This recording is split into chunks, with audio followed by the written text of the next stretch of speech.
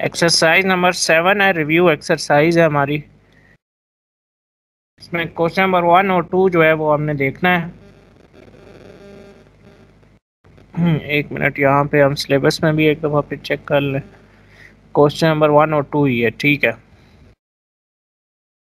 इसमें जो first part है, इसमें ये बताया गया कि which of the following is the solution of the inequality. ये एक इनइक्वालिटी हमें दी गई है, इसका सलूशन आपने बताना है। जैसे मैंने आपको बताया था, इसको हम इनइक्वालिटी इस वजह से कहते हैं क्योंकि इसमें इज इक्वल टू का साइन यूज़ नहीं हो रहा होता, ग्रेटर देन या लेस देन का साइन होता है। इस वजह से हम इसको इनइक्वालिटी कहते हैं। तो इसका आंसर हम बताएंगे कि इसका आंसर क्या होगा। सिर्फ आपने आंसर ही बताना है। तो हम देख लेते हैं कि इसका आंसर क्या होगा। अगर आप गौर से देखें तो ये 4 जो है, ये देखें क्वेश्चन आपकी बुक में इसी तरह है, -4x is less than or equal to 11। इसमें ये देखें जो फर्स्ट पार्ट है, इसमें यही क्वेश्चन है, -4x is less than or equal to 7। ये है 3 - 4x, 3 - 4x is less than or equal to 11 है हमारे पास। तो पहले हम ऐसे करेंगे कि 3 जो है वो यहाँ पे प्लस हो रहा है चूँकि, तो वो जब राइट हैंड साइड पे जाएगा तो राइट हैंड साइड पे जाके माइनस हो जाएगा। तो ये होगा -4x is less than or equal to 11 - 3। तो 11 - 3 क्या होगा? 8। ठीक है, अब हमने क्या करना है, चूँकि 4 जो है उसको हमने ख़त्म करना है, तो 4 को हम इस साइड पे ले आएंगे, यानी कि यहाँ मल्टीप्लाई हो रहा है, इधर आके हो जाएगा ये डिवाइड। तो x is less than or equal to जो है वो उसका आंसर आएगा हमारे पास -2। 4 2 ज़ा क्या होता है? -8। ठीक है, तो इसका आंसर होगा हमारे पास -2। तो ये वाला ऑप्शन होगा आपका, इसको आप टिक करेंगे तो ये आपका आंसर होगा। इसके बाद है जो सेकंड पार्ट है, उसमें ये बताया गया है कि a statement involving any of the symbol is called वो ये पूछ रहे हैं कि कोई भी ऐसी इक्वेशन जिसमें से इसमें greater than, less than, greater than और less than or equal to और greater than or equal to के सिंबल यूज होते हों, उस इक्वेशन को हम क्या कहते हैं, उस स्टेटमेंट को हम क्या कहते हैं। तो जैसे मैंने आपको एक्सरसाइज स्टार्ट जब करवाई थी तो बताया था कि जिसमें ये सिंबल यूज हो रहे हों उसको हम इनइक्वालिटी कहते हैं। ठीक है, तो लास्ट हम देख रहे थे जिसमें greater than, less than, is equal to या ग्रेटर देन का सिंबल यूज हो उसे हम क्या कहते हैं। अभी मैंने क्या बताया था एंड पे आपको? इनइक्वालिटी। इनइक्वालिटी कहते हैं। ठीक है, गुड। इसमें अब हमारे पास एक और क्वेश्चन है, ये -2 है। -2 is less then x, x is less then 3/2। ठीक है, तो इसको आपने सॉल्व करना है और बताना है कि इसका आंसर क्या होगा। तो इसको हम -2 को जो है वो x के साथ अलग से सॉल्व कर लेते हैं और x को 3/2 के साथ हम अलग से सॉल्व कर लेते हैं और देखते हैं कि इसका आंसर क्या होगा। ठीक है, तो इसमें ये x इज ग्रेटर देन -2 है, ठीक है, और x इज लेस देन 3/2 है। ठीक है, तो इसमें जो हमारे पास ऑप्शन बुक में दिया हुआ है वो डी पार्ट है, मतलब ये वाला आंसर दिया हुआ है। तो हम इसी को ही कहेंगे कि थर्ड पार्ट का आंसर जो है वो डी होगा। ठीक है, बल्कि इसमें ये पूछा हुआ है x is equal to dash is a solution of inequality. ठीक है ना, यानी कि जो इसका ऑप्शन होगा वो कौन सा होगा, इसका सॉल्यूशन क्या होगा। तो इसका सॉल्यूशन ये होगा। इसके बाद हमारे पास एक और क्वेश्चन है जिसमें ये बताया हुआ है if x is no larger than x 10। अगर x जो है वो लार्जर ना हो 10 से, ठीक है, तो हम उसको किस तरीके से लिखेंगे, यानी कि x जो है वो 10 से बड़ा ना हो तो उसको हम किस तरीके से लिखेंगे। ये कौन सा पार्ट है हमारा, ये फोर्थ पार्ट है। ठीक है, इसको हम x इज लेस देन 10 इस तरीके से लिखेंगे। अगर ये x जो है ये 10 से बड़ा होगा तो हम इस तरीके से लिखेंगे x इज ग्रेटर देन 10। ये ग्रेटर देन का साइन है, सिंबल है ये वाला जो है। तो ये वाला जो ऑप्शन होगा हमारा वो ये वाला होगा। x जो है अगर 10 से बड़ा नहीं होगा तो सिंपल सी बात है x 10 से छोटा होगा, तो फिर हम ये वाला सिंबल यूज़ करेंगे। ठीक है, उसके बाद हमारे पास नेक्स्ट है, if the capacity of C of an elevator is at most 1600 pounds then, अगर किसी एलिवेटर किसको कहते हैं, एलिवेटर लिफ्ट को कहते हैं, उसकी जो कैपेसिटी है यानी कि उसमें जितने लोग सवार हो सकते हैं वो 1600 पाउंड्स हैं। ठीक है, ज़्यादा से ज़्यादा 1600 वज़न आप उस पर लोड कर सकते हैं, 1600 पाउंड का वज़न।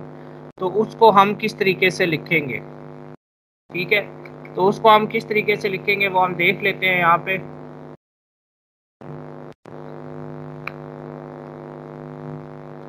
C is less than 1600, C is less than 1600 यानी कि आप उस पे 1600 पाउंड से कम वज़न लोड कर सकते हैं। तो अगर आप इसका ऑप्शन वैसे ये होगा, अगर आप इसको ऐसे लिखेंगे C is greater than 1600, तो इसका मतलब होगा कि आप 1600 पाउंड से ज़्यादा का वज़न उस पर अपलोड कर सकते हैं। तो ये फिर हमारी स्टेटमेंट जो है वो गलत हो जाएगी। तो इसलिए हम C is less than 1600 वाला ऑप्शन जो है वो इसमें यूज़ करेंगे कि उस एलिवेटर पे 1600 से कम का वज़न जो है वो आप अपलोड कर सकते हैं, मतलब लोड कर सकते हैं। ठीक है, अभी यहाँ पे हमारे पास है एक और जो लास्ट पार्ट है इसका कि x इज़ इक्वल टू 0 है। अगर x जो है वो 0 के इक्वल हो तो सॉल्यूशन सेट इनइक्वालिटी का क्या होगा, यानी कि इसका सॉल्यूशन सेट क्या होगा। यहाँ पे जो हमें ऑप्शन दिए हुए हैं उसमें से हम देखते हैं कि अगर x 0 के इक्वल हो, सॉल्यूशन क्या होगा फिर इसका इनइक्वालिटी का। एक मिनट, इसको हम देख लें।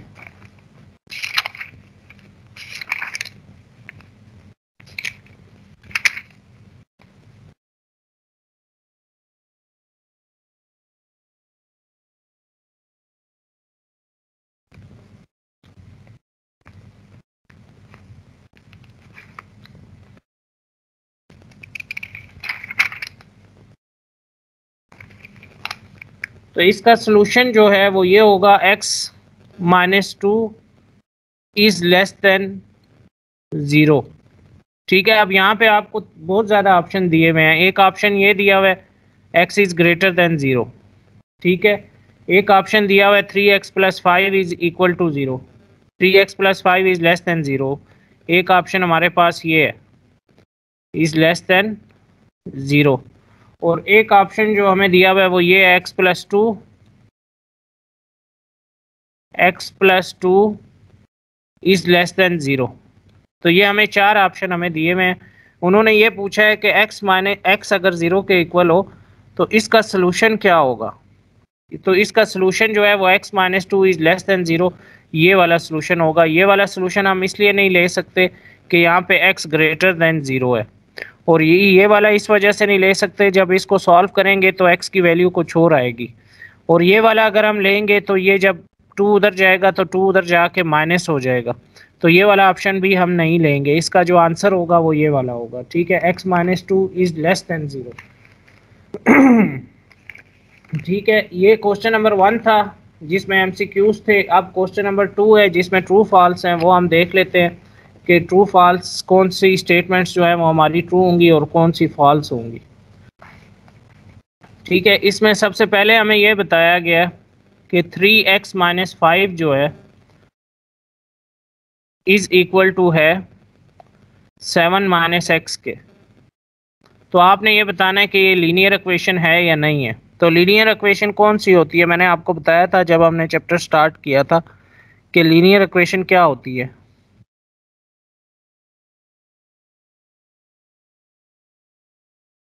आप मुझे बताएंगे लीनियर इक्वेशन क्या होती है।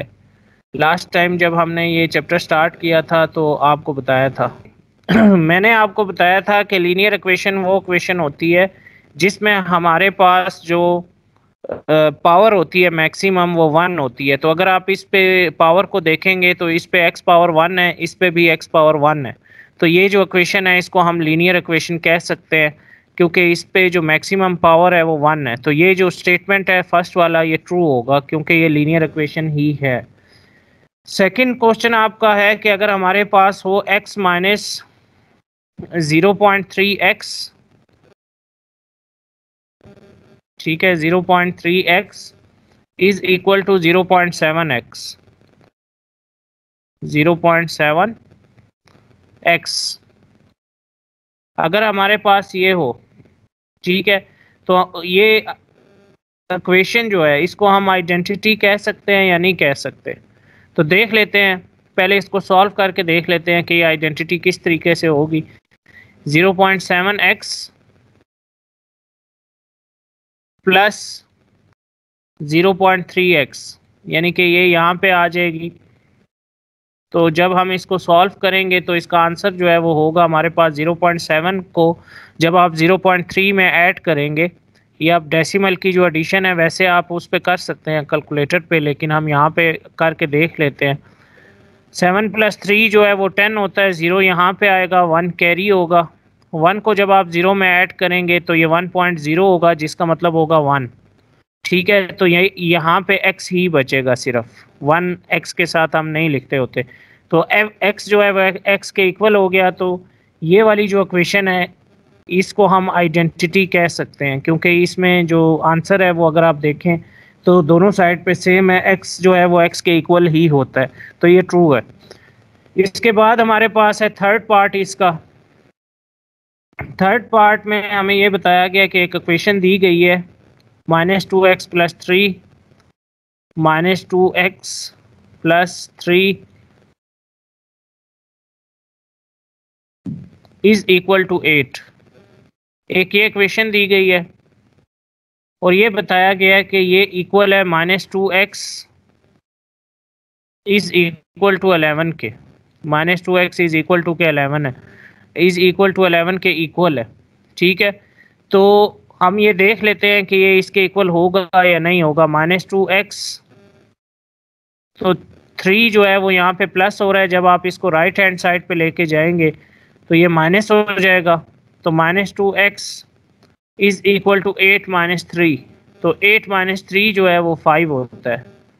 तो -2x इज इक्वल टू 5 इसका आंसर आ रहा है, ये वाला नहीं आ रहा। तो इसका मतलब है कि ये फॉल्स है, ये वाली जो इक्वेशन है वो इसके इक्वल नहीं है। तो ये वाला जो हमारा क्वेश्चन होगा ये फॉल्स होगा। इसके बाद हमारा फोर्थ पार्ट है। तो फोर्थ पार्ट में हमें ये बताया गया है कि to eliminate fractions we multiply each side of an equation by the LCM of denominators. Fraction को ख़त्म करने के लिए हम क्या करते हैं, फ्रैक्शन क्या होती है, पहले तो आपको ये पता होना चाहिए फ्रैक्शन क्या होती है। तो जो हमारे पास नंबर्स इस फॉर्म में होते हैं यानी कि ओवर की फॉर्म में, उसे हम फ्रैक्शन कहते हैं।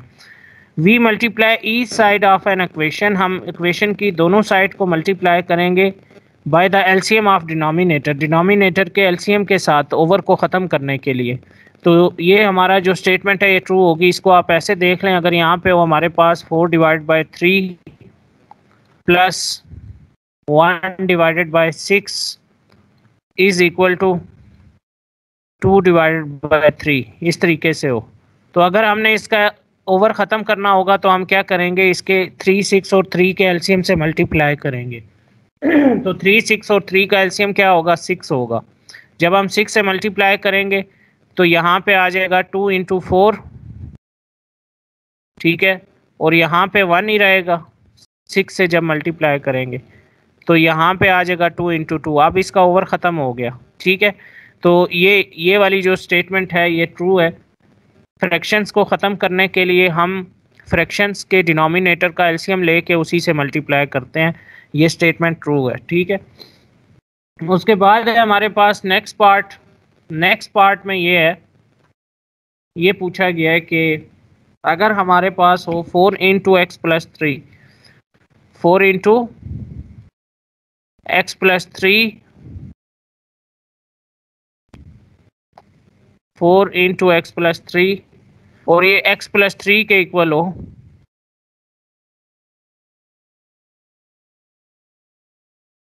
ठीक है।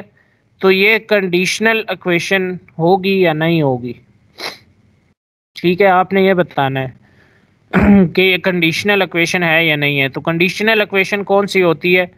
अगर आप गौर से देखें तो इसमें अगर हम 4 कॉमन ले लें तो x+3 जो है वो x+3 के इक्वल ही आ रहा है, तो इसको हम कंडीशनल इक्वेशन कह सकते हैं।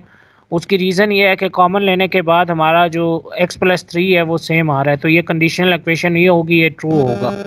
ठीक है, इसके बाद नेक्स्ट पार्ट है हमारे पास, एक इक्वेशन हमें दी गई है 2 इंटू 3x+5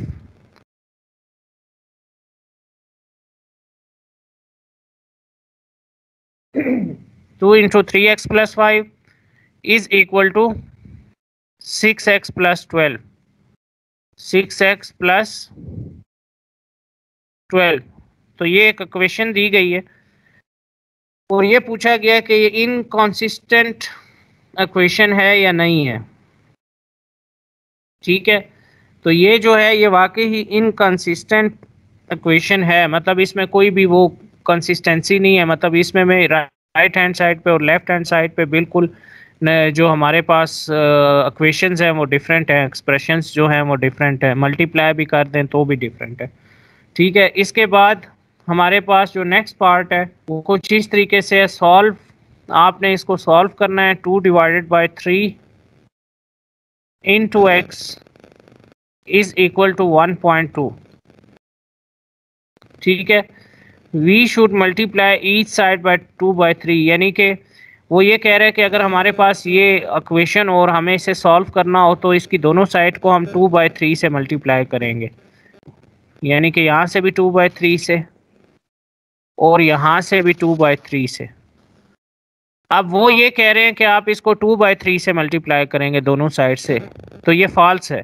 फॉल्स इस वजह से है कि ये ख़त्म करने के लिए हम इसे 2/3 से मल्टीप्लाई नहीं करेंगे, हम इसको 3/2 से मल्टीप्लाई करेंगे दोनों साइड से, तब ये कैंसिल होगा x वाला जो नंबर है। ठीक है, और यहाँ पे सिर्फ x बचेगा, तो ये 2/3 से मल्टीप्लाई नहीं होगा, ये फॉल्स है। ठीक है, इसके बाद हमारे पास है नेक्स्ट क्वेश्चन, उसमें ये पूछा गया है कि equation having exactly the same solution are called equivalent equations. ऐसी इक्वेशंस जिनका सॉल्यूशन एक जैसा हो। ठीक है, यानी कि जिनका आंसर एक जैसा आ रहा हो बोथ साइड पे, या वैसे अगर दो इक्वेशंस हमारे पास अलग से हैं और उनका आंसर सेम आ रहा है तो उसको हम इक्विवेलेंट इक्वेशंस कहते हैं, तो ये ट्रू है। ठीक है, इसके बाद लास्ट वन है, उसमें ये बताया गया solution that does not satisfy the original equation is called extraneous solution. हमने ये 7.1 में या 2 में देखा था शायद कि एक्सट्रेनियस सॉल्यूशन क्या होता है, जिसमें हम चेकिंग कर रहे होते थे, यानी कि x की वैल्यू हम पुट करते थे दोबारा क्वेश्चन में और चेक करते थे कि हमारा बोथ साइड्स का जो आंसर है वो सेम आ रहा है या नहीं आ रहा। तो अगर दोनों साइड्स का आंसर सेम होता था तो वो ट्रू स्टेटमेंट होती थी। अगर सेम नहीं आएगा, वो सेम ना आने वाला कोई क्वेश्चन आपके सिलेबस में शामिल नहीं था, तो जहाँ पे सेम नहीं आएगा, सॉल्यूशन सेट को सेटिस्फाई नहीं कर रही होगी x की वैल्यू, तो उसको हम एक्सट्रेनियस सॉल्यूशन ही कहेंगे। तो आपके लिए इसमें याद करने की या समझने की चीज़ ये है कि कोई भी ऐसी इक्वेशन जिसकी वैल्यू दोबारा हम इक्वेशन में पुट करते हैं और दोनों साइड्स का जो आंसर है वो सेम नहीं आ रहा होता, तो ऐसी जो इक्वेशन होती है हम उसको एक्सट्रेनियस सॉल्यूशन कहते हैं।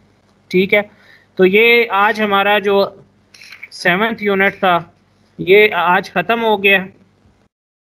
ठीक है, अभी 8 चैप्टर जो है वो हम स्टार्ट करेंगे, लेकिन 8 चैप्टर स्टार्ट करने से पहले उसमें कुछ कंसेप्ट्स हैं वो देख लेते हैं। आज सिर्फ कंसेप्ट्स देख लेते हैं, कल हम 8 चैप्टर स्टार्ट कर लेंगे। ठीक, देखें जो फर्स्ट है उसमें ये बताया गया है कि हमारे पास एक इक्वेशन है जो कि इस तरीके से है 3x - 5 is equal to 7 - x।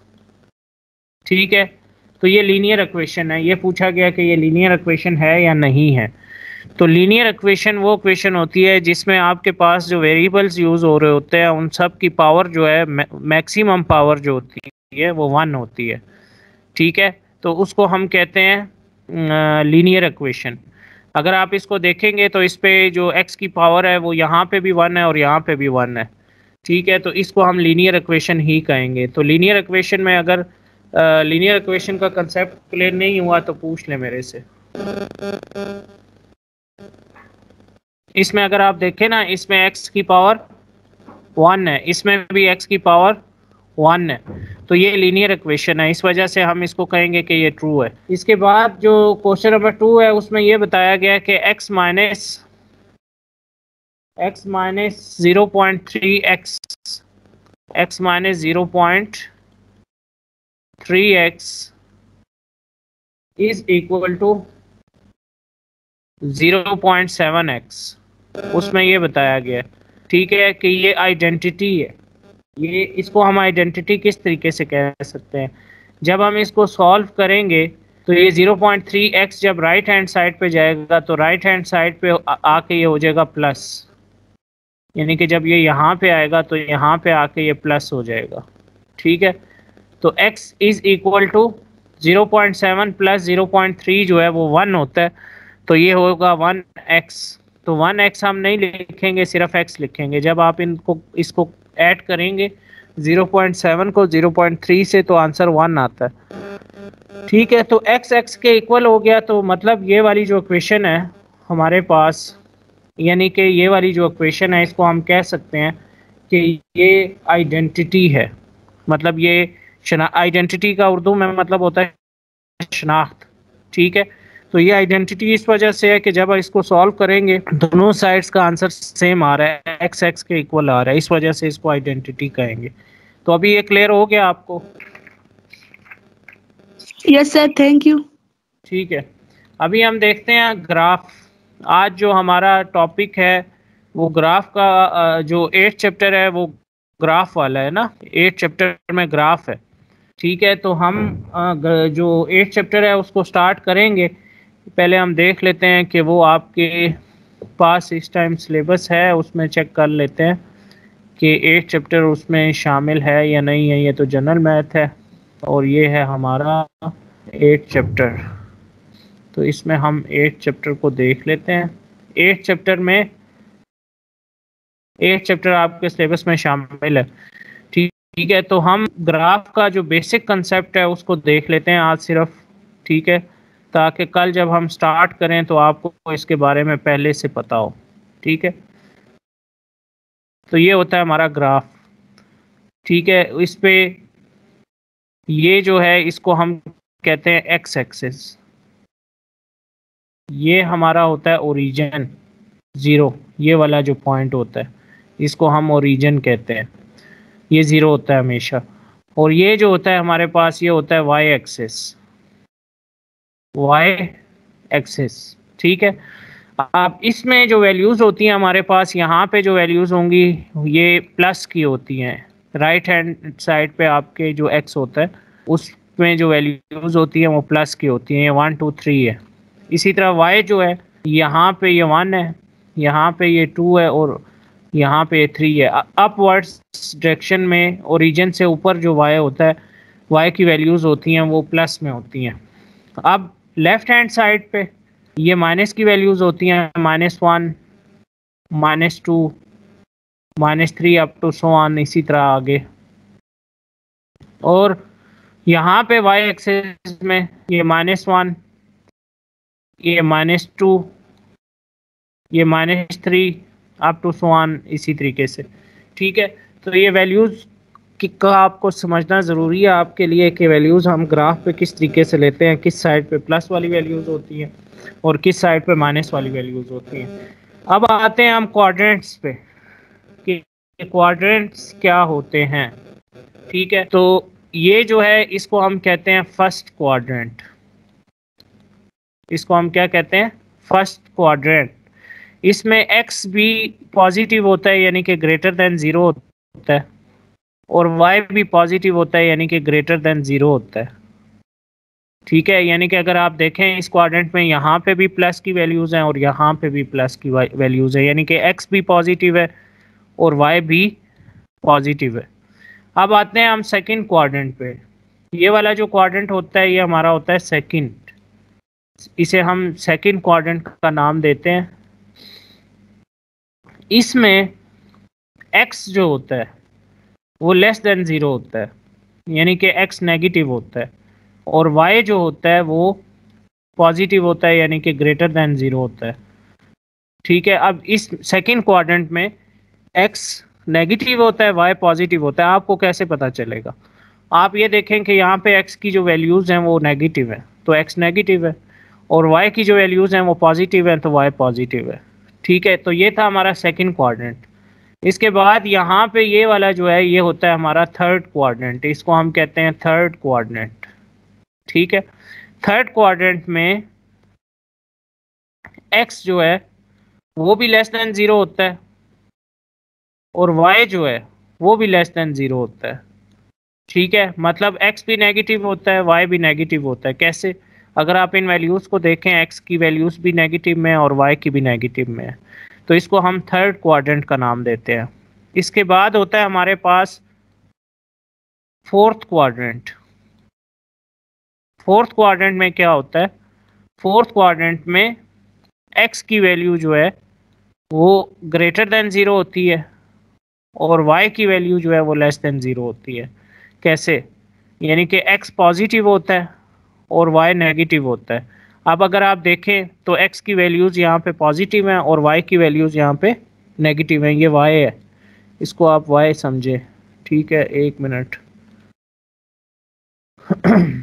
इसका आपके लिए समझना इसलिए ज़रूरी है कि जब हम एक्सरसाइज स्टार्ट करेंगे तो ये उसमें कुछ चीज़ें हम डायरेक्ट कर रहे होते हैं। ठीक है ना, तो आपको पता होना चाहिए कि क्वाड्रेंट्स कितने होते हैं किसी भी ग्राफ में। ठीक है, और उस ग्राफ में जो वैल्यूज़ होती हैं वो एक्स की वो कहाँ पे पॉजिटिव होती हैं और कहाँ पे नेगेटिव होती हैं। तो इस सवाल इसमें अगर आपका कोई क्वेश्चन है तो पूछ ले मेरे से, ये जो अभी हमने ग्राफ को देखा है। तो नो सर, समझ में आ गया, थैंक यू। ये क्लियर हो गया आप सबको? Yes sir. Yes sir. ठीक है, तो आज के लिए इतना ही। हमने आज रिव्यू एक्सरसाइज देखी है, और रिव्यू एक्सरसाइज के बाद हमने ग्राफ को देखा है कि ग्राफ हम किस तरीके से बनाते हैं और उसमें क्वाड्रेंट्स कितने होते हैं। कल इंशाल्लाह हम एक्सरसाइज नंबर 8.1 जो है उसको स्टार्ट करेंगे, तो फिर कल इंशाल्लाह मुलाकात होगी। ठीक है, अल्लाह हाफिज़।